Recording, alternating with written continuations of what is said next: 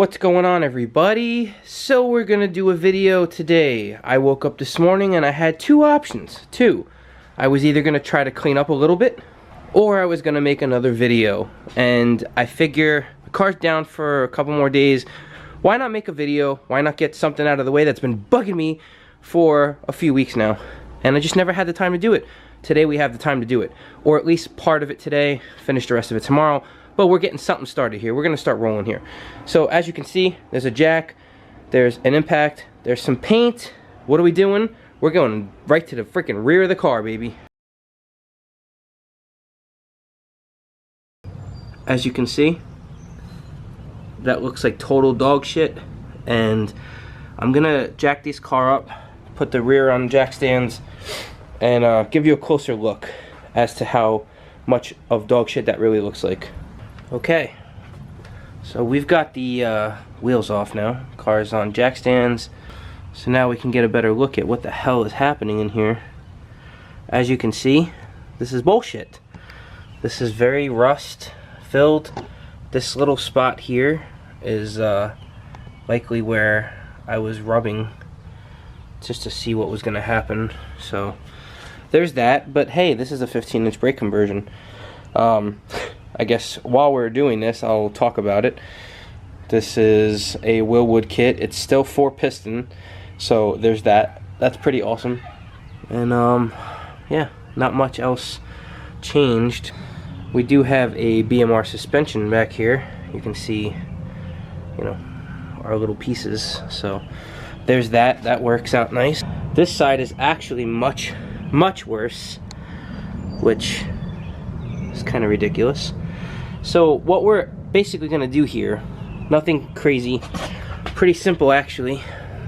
We actually did it to a buddy's car of mine. He has a 15-inch conversion as well, same rust, Panda Hellcat. So we are going to take 2 bolts, one on each side off the back. I'll show you those in a second, and the rotor should come right off.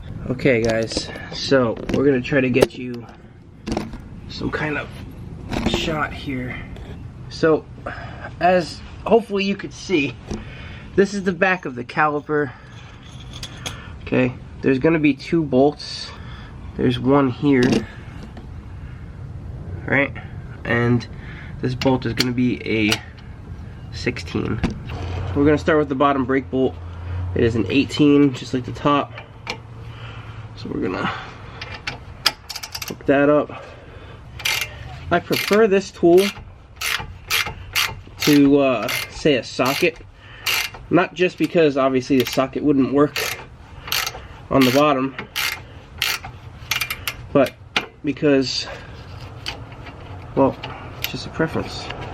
Another little trick is try to cup the bottom here and push up a little bit on the caliper if you feel like there's some resistance, because it could be resistance.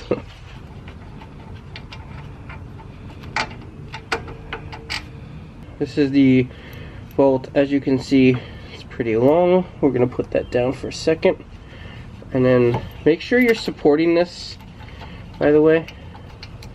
You don't want this to fall off, because what's about to happen is the caliper is coming off.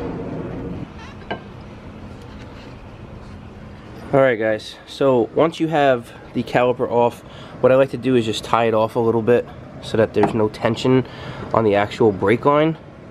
So you want to tie it off. I usually put a tie strap, or I'll put a bolt back in, and then basically you can just come on in and say hello to the rotor.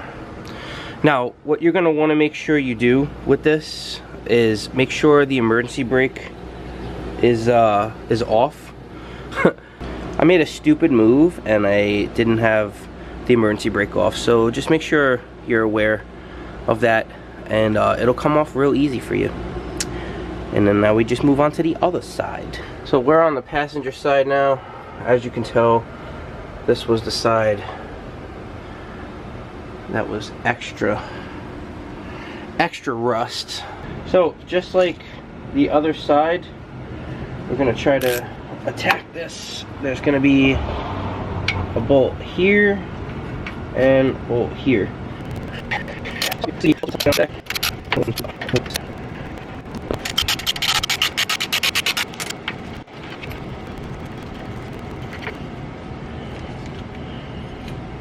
So on the other side, we used a tie strap on that, but on this side, I just took the rotor off and I put one of the bolts in a little bit just to hold it up. So again, there's no tension.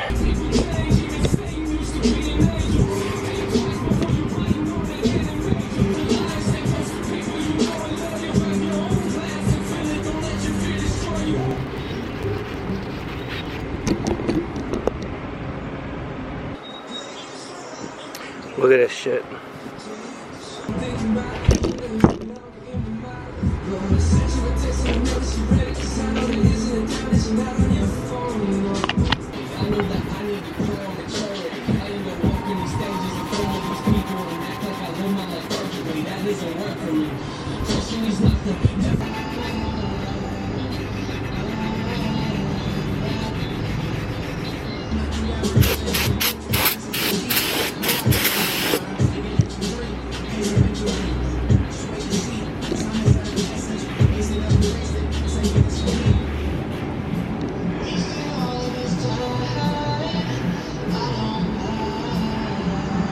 So this is what we've been doing. I'm not going to film this whole part because it makes no sense. It's taping up things.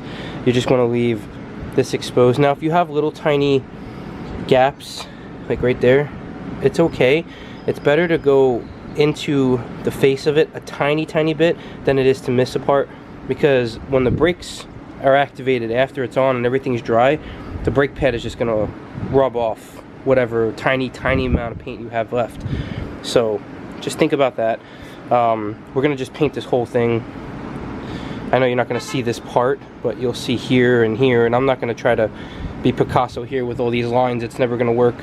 So we're gonna go here, start taping this up, and then we're gonna start painting this son of a gun. Alright, this is what we're gonna be working with in this crazy ass backyard that I need to mow. We're gonna paint this. I'll just show you what after a couple coats or whatever. There's no reason to show you painting it. There's a million videos showing stuff like that. Alright, so we just finished the third coat. It's wet still, but the difference is going to be flipping ridiculous. So, you know, basically what we're going to do is probably do 5 or 6 coats, just because I want to make sure this lasts well. And after that, we'll let it have a sufficient dry time, and should be it. Okay. Alright everybody, this is what we're working with here. This has been 24 hours drying. I know I didn't have to wait 24 hours, but I decided why not. I want this to be the best possible scenario. So we are now ready to install this back on, and we're gonna see what we come up with. We're gonna see how this works. I think it looks so much better.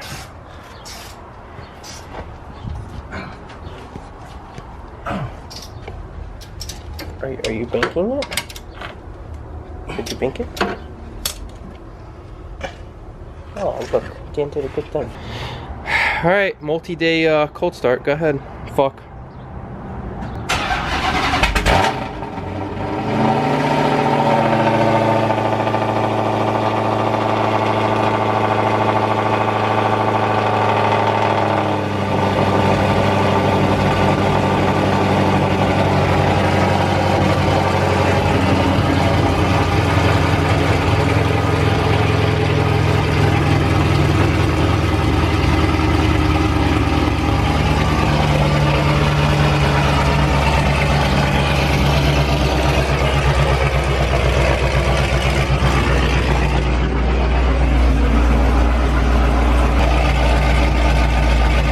Alright guys, so that concludes this video. Tires are back on, calipers are back on, done.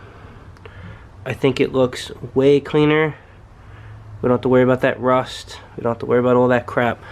Came out awesome.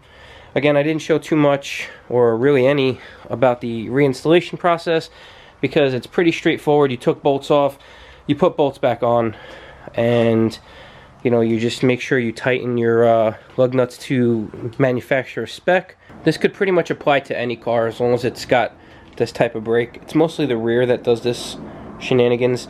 There's really no better way to show you outside because it's dark and the car's been sitting.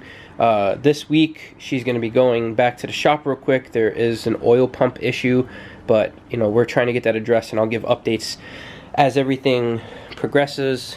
But that's it. That's what we're working with.